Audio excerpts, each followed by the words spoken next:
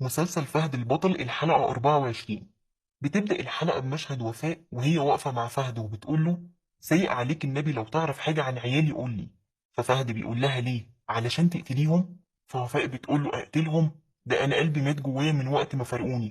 ففهد بيقول لها: أنا أبقى ابنك رفعت. فبتقول له: رفعت إزاي يعني؟ وأنت اسمك فهد؟ ففهد بيقول لها: لا، ده موضوع بقى يطول شرحه، بس أنا هريحك وهثبت لك إن أنا رفعت. الخاتم ده، مش ده برضه بتاع جوزك حماد الجرحي؟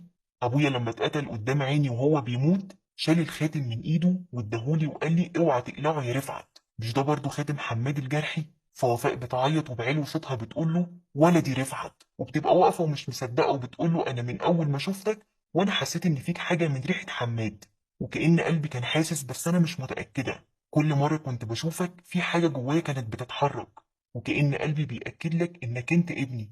فوفاء بتحضن فهد بلهفه وبتقول له: من يوم ما رحت وانا عايشه في وجع قلب 30 سنه.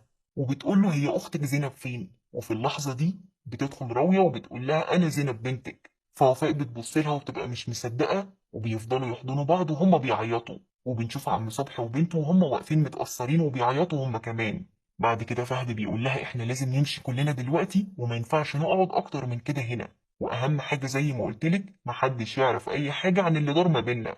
بعد كده فهد قبل ما يمشي بيسألها وبيقول لها: هو انت صحيح ليه اتجوزتي عم غلاب اللي قتل جوزك حماد الجرحي؟ فوفاء بتبص له وبتقول له: برضه بعدين هحكي لك كل حاجه. وفي اللحظه دي وهم خارجين، رشيد اللي بعتته عجيبه بيكون واقف بره وبيشوفهم وهم خارجين مع بعض وبيروح يبلغ على طول عجيبه.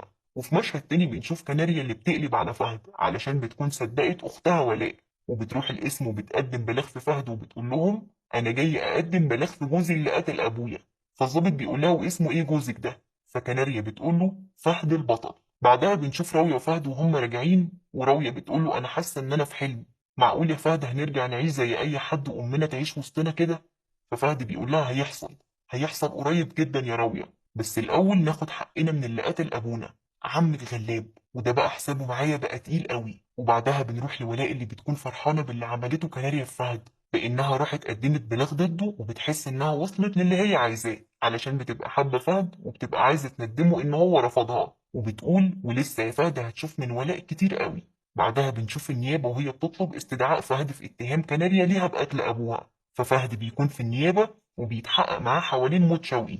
فوكيل النيابة بيقول له: مراتك بتتهمك بإن أنت قتلت أبوها. ففهد بيتصدم وبيقول له: مراتي أنا بتتهمني؟ بعدها بيقول له: أنا يا باشا ما جيتش جنبه وما زقتهوش، هو كان بيجري والعربية خبطته.